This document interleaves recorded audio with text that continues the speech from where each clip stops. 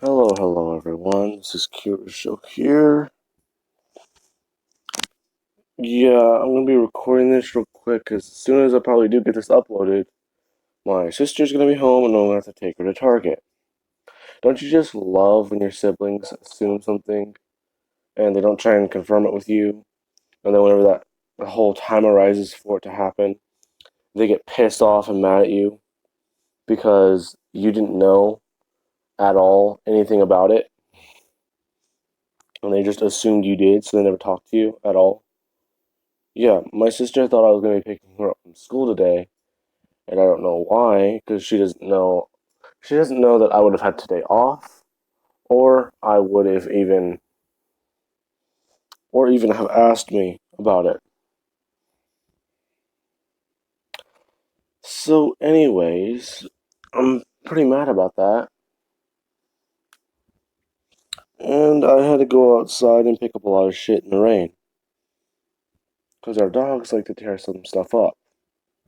Anyways, crap. The Orb of Ba, the Sword of Darkness, and the Forlorn Hope. Okay, those are the items. Before I forget, that's their names.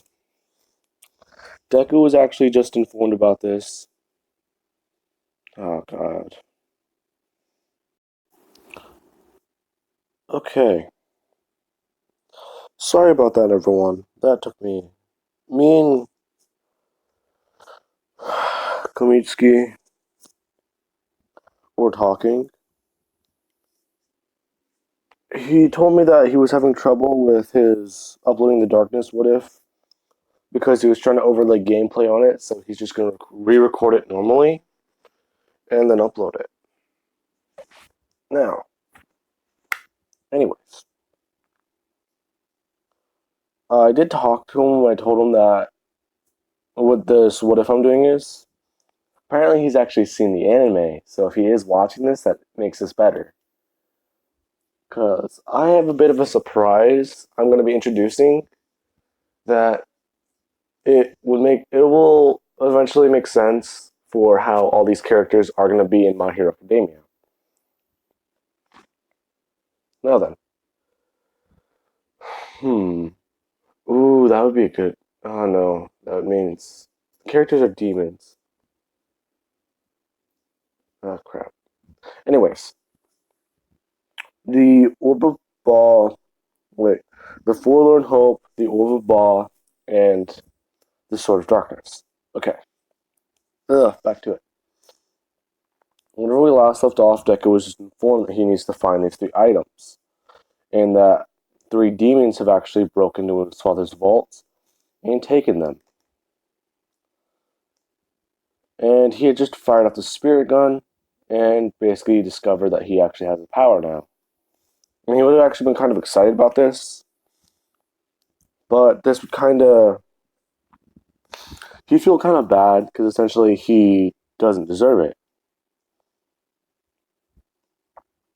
Now then, after this, Deku would be looking around trying to find the demons because he would have just been informed that they might just be up somewhere near Uptown because it seems like there's a spike in demon activity there.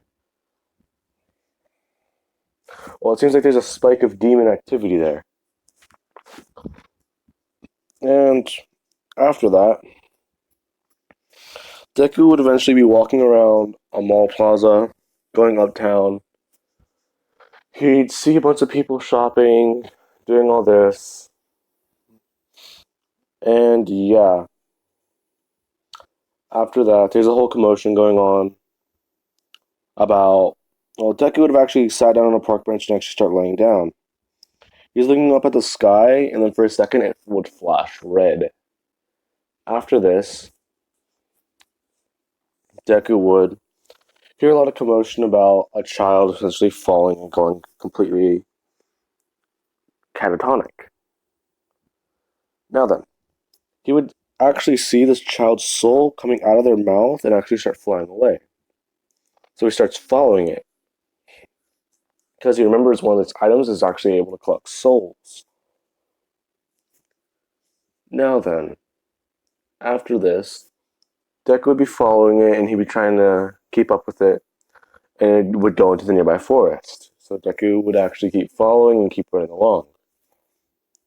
After this, he would actually spot a clearing where there's essentially three people gathered. There's a redhead guy, a dark-haired guy, and a giant muscular man. Now, Deku would actually he would see them and actually hear a conversation that's going on. The red-haired guy is essentially saying that yes, they did complete the heist, but now he's out. He's got to use the Eye of Ra. I think the Eye of Ra is the mirror. The Forlorn Hope is the mirror. Okay, the Eye of Ra is the ball. The Forlorn Hope to actually accomplish his mission. So he starts walking away. This is whenever the black-haired guy would act. He would say that he can't do that. He can't just leave whenever they're about to accomplish something so great. And the big muscular man, he would then start charging at the redhead. And the redhead would just say, Goki, you might not want to do that. Now, before the redhead could actually pull a weapon or use his demon power, this is whenever Deku would actually walk up and say that, you know, if you guys are going to hide, don't hide in the one place that's literally shining or brighter than the rest. After this, the redhead guy would actually just keep walking away. He would see Deku, just walk away.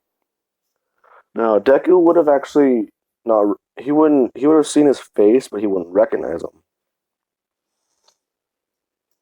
And the black-haired guy, he just kind of looks at Deku and just doesn't care. He just starts walking away also.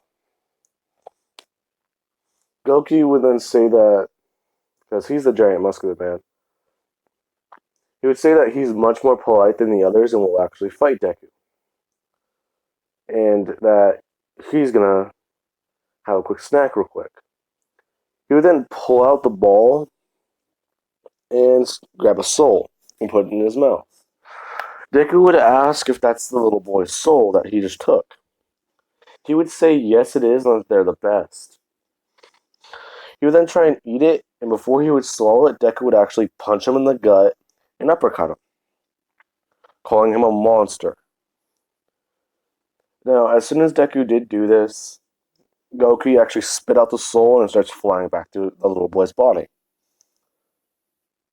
Now, Deku would actually smile seeing this, and his smile is cut short as he would hear Goku screaming, and he then just bulks up into a giant monster with horns.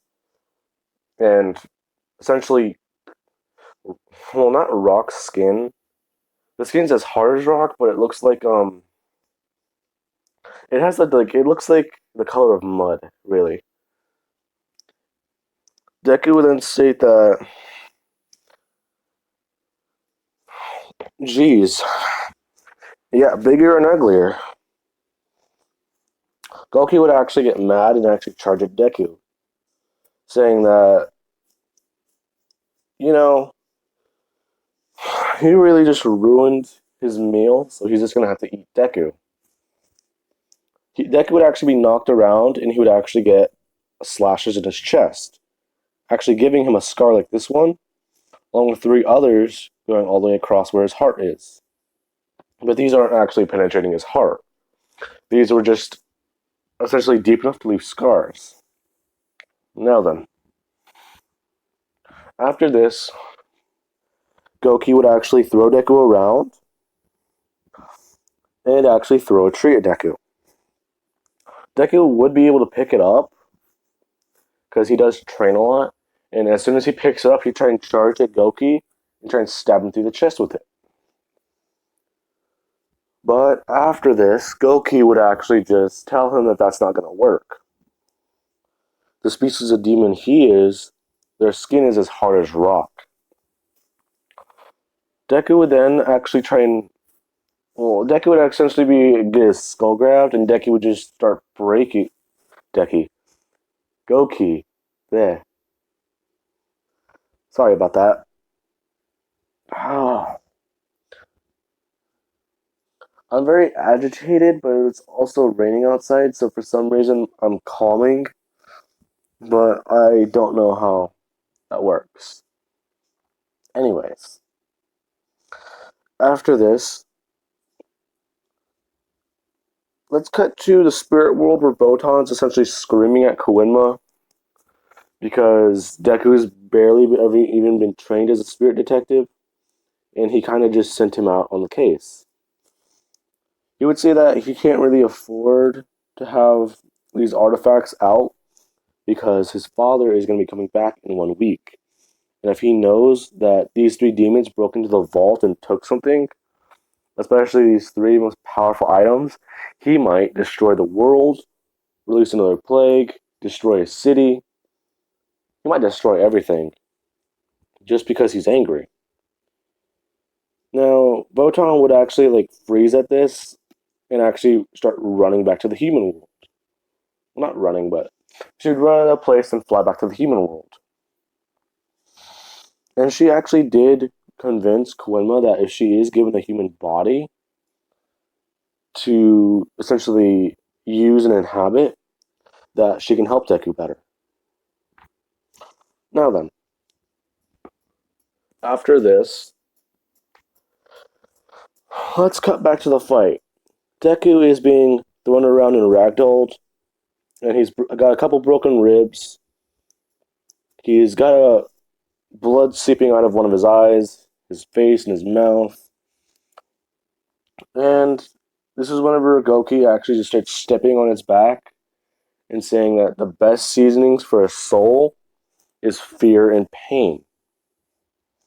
Afterwards, this is whenever the area around them starts lighting up with flashlights and a bunch of moving lights.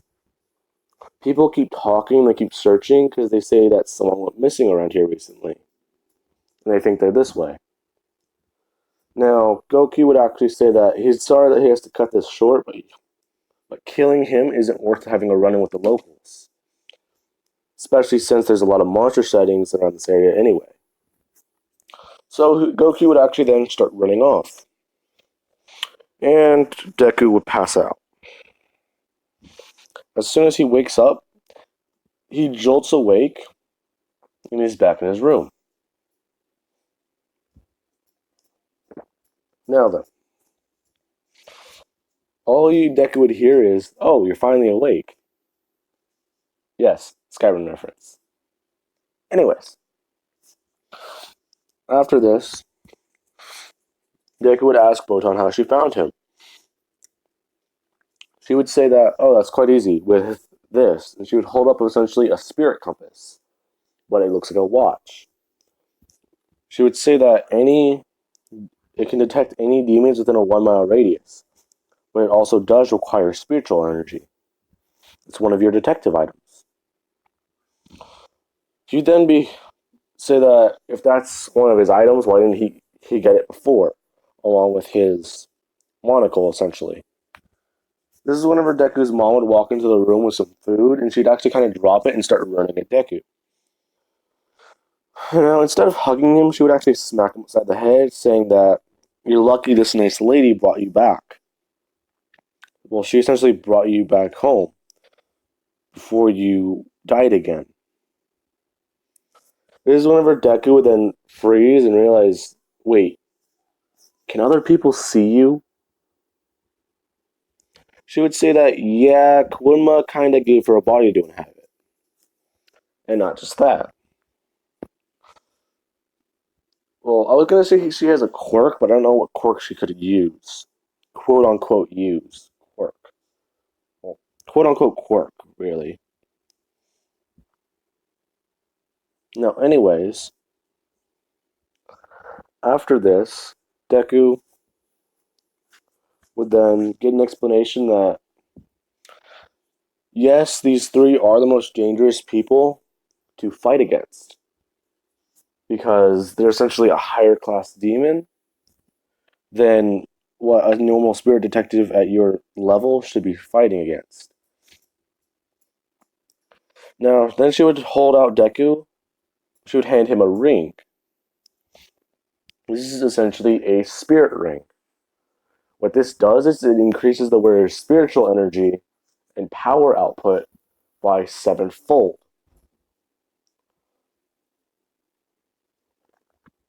She would say that this is a very powerful spirit item that he's not even supposed to have access to yet. The reason being is because if he does use this, he can only use it once.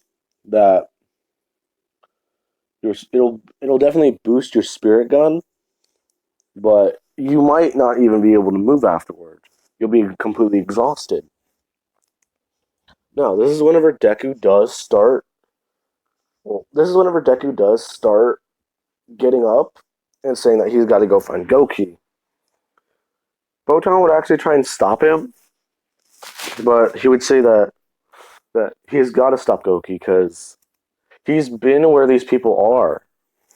That essentially they they can't die.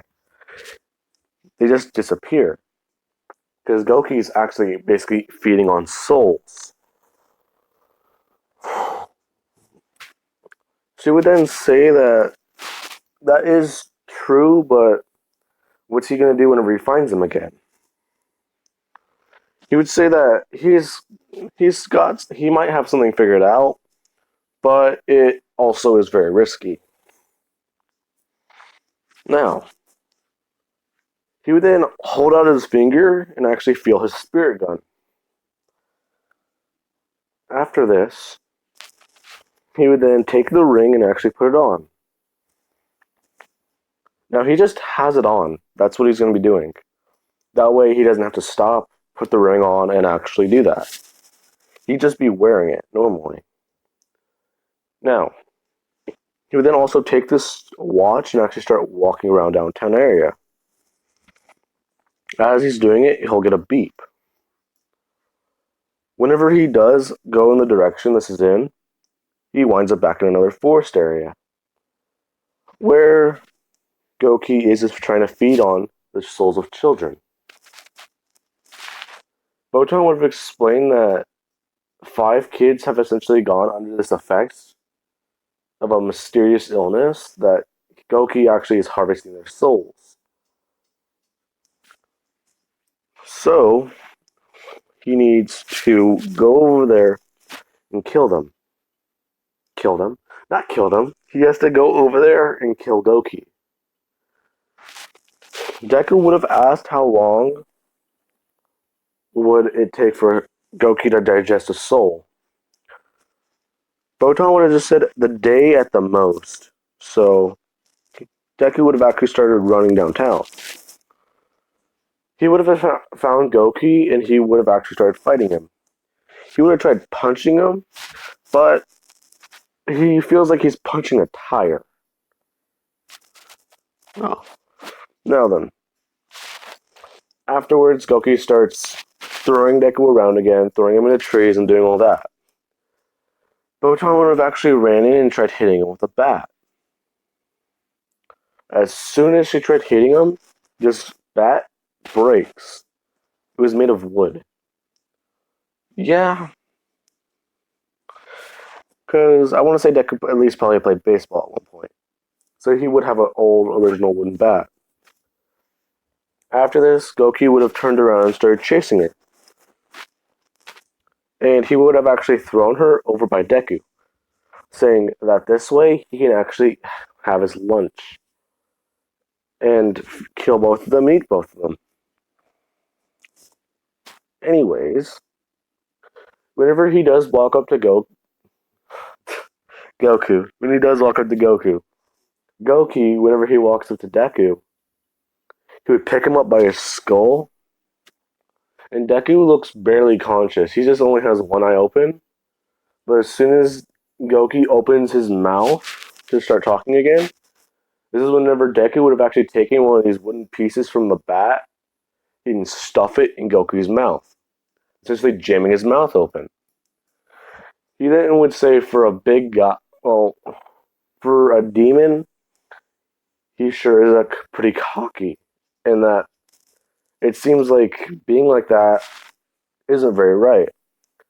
His spirit gun may not be able to pierce the outside of his body, but he's pretty sure the inside has got to be pretty soft.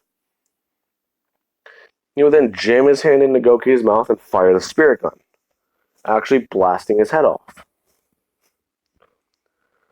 Now then, this is whenever Deku would actually fall, and then Goki would fall over dead. The souls would start returning to the children, and Deku would be counting them. Now, after this, Deku would actually start walking home, but he has a stick, because he doesn't want to lean on Botan, because he can barely stand as it is, and it would be embarrassing for him to do that. After this, the red-haired guy, his demon compass actually starts going off, and it's going crazy, which means that this guy is very close to him, and Deku doesn't think he can fight him in his state right now. He doesn't even have his spirit gun. This is whenever he would see the redhead guy, and actually, this guy would actually start talking to Deku. He would say that he has no intention of fighting him, and that you just need to give him 3 days to use the Forlorn Hope. After that, he will return it to him with no trouble and actually turn himself in. Deku, he would have actually agreed to this, because he wouldn't have actually felt any malicious intent that the guy had toward him. He would have just felt sadness and sorrow coming from his voice, and then he would have walked away.